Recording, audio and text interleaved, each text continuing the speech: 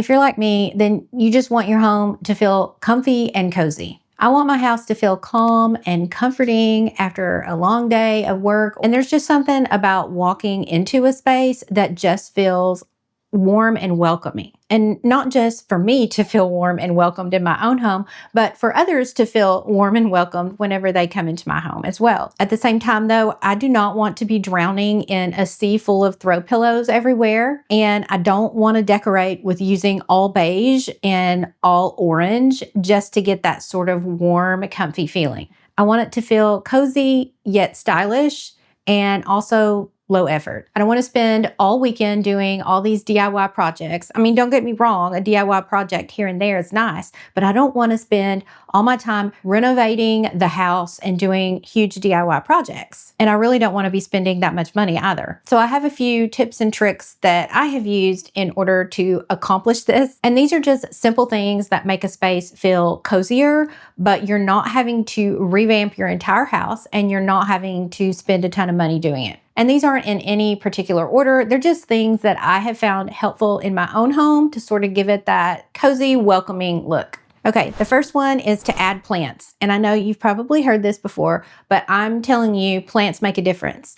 And you do not have to have a green thumb. And I'm probably going to get some judgment from the people who are anti-faux plants. That's okay. You can scream at me all you want to. But I'm saying if you do not have a green thumb, or maybe you do and you don't kill plants, but maybe you just don't have time to deal with them or you don't want to have to deal with them, you can actually find some plants that don't look terrible even though they're fake. So I have a mixture, and I think that's probably the best of both worlds. I have a mixture of real plants and faux plants. So the real plants I have are in the kitchen, and they're on a plant ledge that my partner Scott made for me. And I just put all the plants that I can keep alive up there. And I do have a couple of plants that I can grow really well. There's only about 3, maybe 4 types of plants that I can grow, and not the rest of them, they just tend to die on me. I don't know what I'm doing wrong, but I have figured out what I can grow and it be okay. And we've also got the grow lights, and the grow lights help a lot. I have figured out there are a few plants that I can grow that are house plants when I couldn't before. So I don't know. I think maybe you just kind of have to find your groove in that and see which plants tolerate your environment and which ones don't. But I also have fake plants. So I have like a snake tongue or something. I don't know, a snake plant. It's probably snake tongue. That's terrible. But a snake plant, I think is what it's called, but it's a faux plant. It's over by my fireplace. And I have a faux plant there because I don't want any water touching my fireplace. If you haven't watched my DIY fireplace redo, I will put a link to that in the description below. But we redid our fireplace after an actual fire. Our house burned. And so they actually kept the brick fireplace, and it just was terrible. But anyway, it was ruined not just because of the fire, but because of the water that had to be sprayed on it. So I don't want water anywhere near it because of what we had to do to get it to look nice. So I use a fake plant there. I have a fake plant in my bedroom on top of some furniture. I have a bunch of those. They're not ficus trees, but I don't know what kind of trees they are. Like a fiddle fig leaf tree is one of them, and then something else that I don't know what they're called, but I have those trees as well. Now, some of the trees can look a little fake if you get close to them. So I will put some links down in the description below for the ones that I have. I like the one that I have in my living room the best because it doesn't look super fake unless you kind of get close to it. But I will put those links if you want to look at those. But those are the ones that I have. And I think a good combination of those two really give your house a sort of alive feeling, for lack of a better term. It just makes your house feel like it's more alive. It brings in color. Green is a neutral color. It really kind of goes with almost anything. And it just makes your house feel more homey and not as bare. You would not believe the amount of change and difference that just a plant can do. Try that out. Just get 1 or 2 plants and see how you like it. And if you're not a live plant person, just try to find some faux plants. It's going to be okay. And no one's going to fault you. I'm not going to fault you for having faux plants. All right, the next one is warmer colors. And I know I already talked about not having a lot of orange everywhere because orange doesn't necessarily equal warmth. We don't have to have everything orange and beige for your house to feel cozy and calm and welcoming and warm and all that. We don't. However, that being said, I will say that if you have everything gray, it's just not going to feel that warm. So try adding in a little bit of a warm color. So you don't have to paint your walls cream. Now, I do paint my walls cream. I have an aversion to everything gray. I know that's been the trend for a long time. I think I've heard that is kind of going out, but I understand why people like gray. I get it. It feels calm, it feels clean, and it just feels like there's not a lot of clutter. So I get it. But when everything is gray, it kind of starts, in my opinion, to kind of look like a prison. I don't know. It's just me. And if you like gray and you like white and that makes you feel calm and that makes you feel cozy and welcomed and everything, then you do you. You do not have to do anything that I'm saying here. So this will not apply to you. But if you live in a gray house and you've got gray furniture, gray walls, gray curtains, gray pillows, and it's feeling off to you, the reason might be is because it's all a cool color. It's all cool tone. So if you can add in a little bit of warmth, and I don't necessarily mean orange, you can add in a little bit of blue if you like it, some green. You can add in a burgundy, a nice burgundy. I love burgundy. Or you can add in any kind of rust color. Rust would be nice. Even some black tones, something to kind of ground that gray color. Some people add in cream. Some people add in browns. It's just, there's a myriad of different colors. Look through Pinterest. Ask ChatGPT what goes with your gray walls if you want. But I just think that adding a little bit of touches of color here and there can really make a world of difference. So add your plants. That adds a little bit of color there. And then just get some throw pillows. So you don't have to change your curtains or anything like that. You can if you want to really add in a little bit of warmth. But you can keep your gray curtains if you have gray curtains. Try to get some throw pillows that maybe have a little bit of color in them. And you can get solid or print. I usually go for solid for throw pillows, and I really don't have a ton of them because I like a print on my rug. And so I don't want my throw pillows to compete with the print on my rug, if that makes any sense. But I actually have a lot of warmth in the house. So I have cream walls, and I also have sort of a tan couch. And I actually decided to go with some gray pillows in addition to a couple of warmer cream color tones. But I wanted gray to sort of offset that because there is such a thing in my mind as being too warm. So to me, I didn't want that much warmth. I needed to cut the warmth, so to say, with some gray pillows. And I think it worked out. But just try adding in a little bit of color here and there. You don't have to go crazy, just a little bit of touch, and you would be shocked at the amount of difference that it makes. All right, so the next one is to add some texture. And so we just talked about throw pillows, but also throw blankets will do the same. Now, you don't have to have a ton of blankets everywhere and a ton of throw pillows. Just pick a couple of throw pillows in a warmer color if everything in your house is sort of a cool color, and maybe just add a throw blanket here or there. Now, I have 2 throw blankets on my couch, and the reason is because everything is so cream colored and sort of beige. I wouldn't really call it beige. I would call it more like of a cream or a tan color, basically. I feel like I need to break those colors up. So I throw them on the corners of my couch, and I have sort of a rust colored one and a blue one. And I just like to bring out the colors that I have in the rug, and I just like that color combination. But it does help to add in some texture. And you don't even have to use something warm colored. If you just want to add texture to something, just add a throw blanket. So even if the throw blanket is just white or gray or charcoal or something like that, you can still add a coziness to your house by using that because it's a texture. You're adding in something that's going to break up whatever you're putting it on. And plus, I mean, what do you think of whenever you think of a throw blanket? It's warm and cozy, and you just feel welcomed. So it works. Don't go crazy with a whole bunch of them everywhere, but maybe buy one and throw it over the back of a chair or the corner of your couch, and then add a little pillow in front of it. It's instant coziness. The next tip is lighting. So I'm not telling you to go and change out all of your fixtures or anything like that. We didn't do any of that, but I do have lamps around the house, and sometimes we will turn off the main overhead lights and just the lamps, and that really gives it a nice cozy vibe. And the color and temperature of your light bulbs make a difference.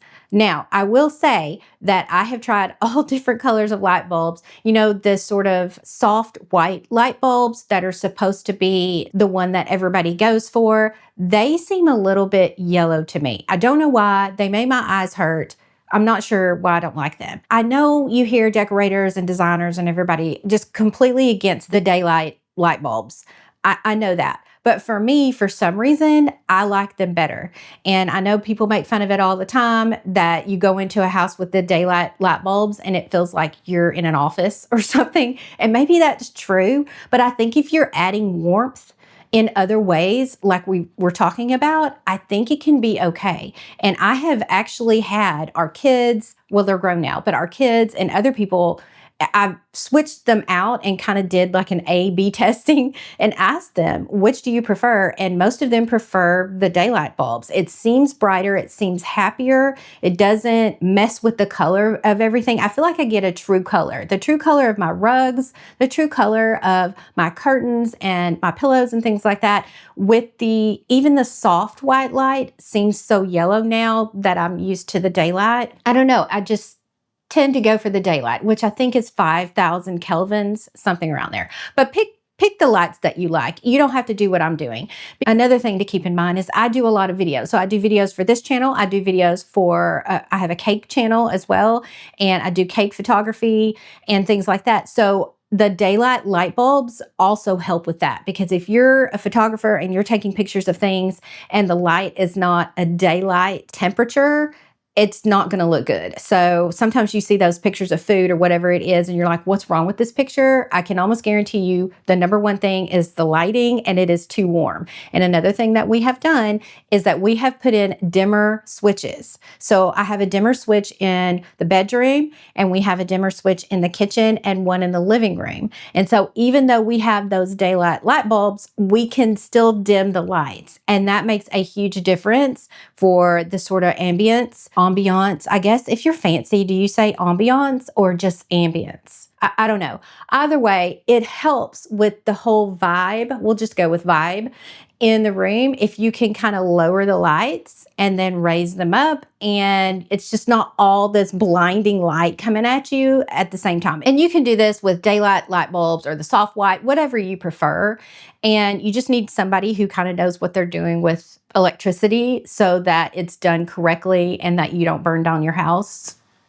In addition, you can do candles. Candles make a big difference. I like to use some of those LED candles that are just battery powered. Those are really nice, especially in the fall and the summer. And you kind of have that whole comfy, cozy feeling because you're getting all excited for the fall and the holiday season and stuff. So I turn those on all the time, or you can just light a candle. It also makes a big difference. Salt lamps too. Now, I don't know that salt lamps actually do anything for people. I'm kind of skeptical that they actually do anything health related, but I do like the look of them. I think they're pretty. I have about 3 or 4 of them. And if I turn out all the lights and then turn a salt lamp on, it really gives a really nice orange glow. And sometimes you just really want it very warm and very cozy, and that is really nice. You can also get 3-way lamps. I have a couple of 3-way lamps, and you can change the temperature on them. So if you're feeling like you just want to be happy in the middle of the day, you can turn it on sort of the daylight setting. And then if you want warmth closer to the evenings or whatever, you can change it to that temperature. So basically, give yourself some options. You can get some lamps with the different temperatures on them. You don't have to do that if you don't want to spend that amount of money getting new lamps. You don't have to do that. Get new light bulbs. Just try out different light bulbs and see what you like, because that might add a little warmth. Just doing that can change the whole environment. Okay, the next thing I want to talk about is furniture placement.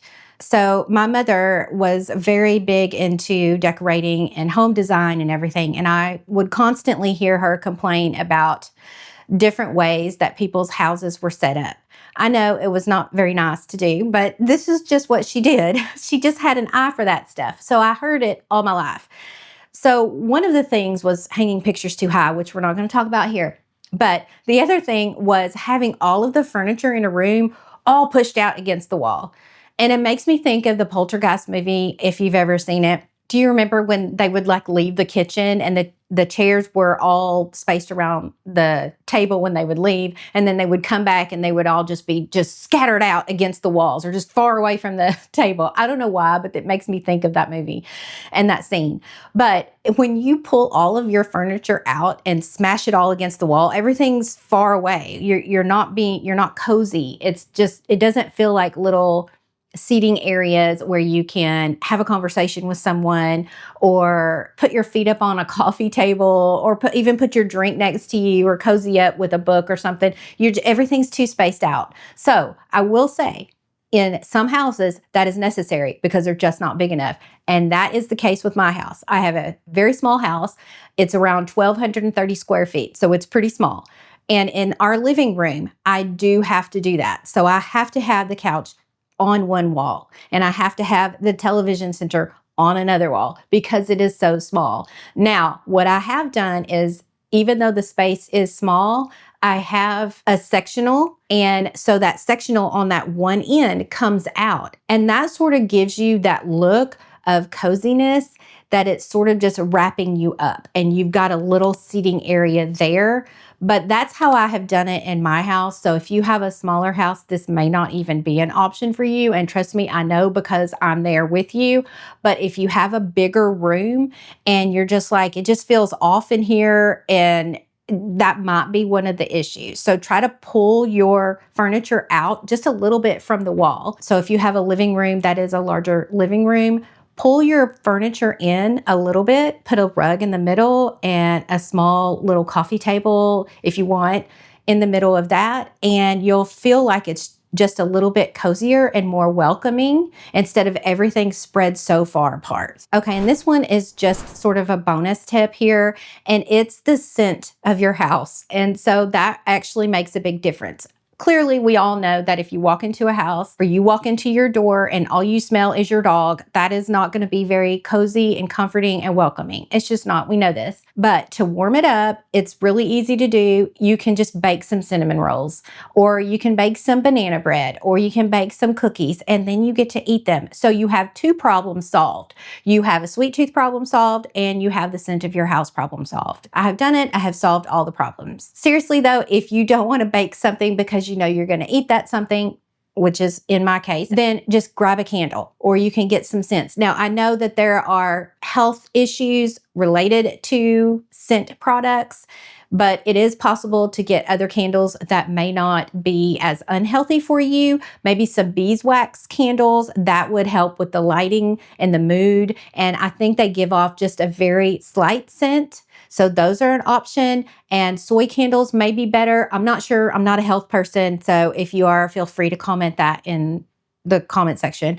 But what I'm saying is that scents make a big difference. Warm scents are very inviting and very welcoming. So if you want to pick something to make it feel warm and welcoming, I would pick something like that, some kind of baked scent. Maybe this helped. I don't know, but give me your thoughts in the comments. Is there anything that you do in your home to try to make it a little bit more cozy, a little bit more welcoming? I'm really looking forward to the fall, and that's what got me thinking about this. As I'm filming this, it is August and it is like 100 degrees outside. So I really am looking forward to the fall and the cooler temperatures and really starting to feel that fall air. I don't know. It just is a whole vibe, and I'm really looking forward to it. Okay, that's it for me. I will see you in the next video. Bye.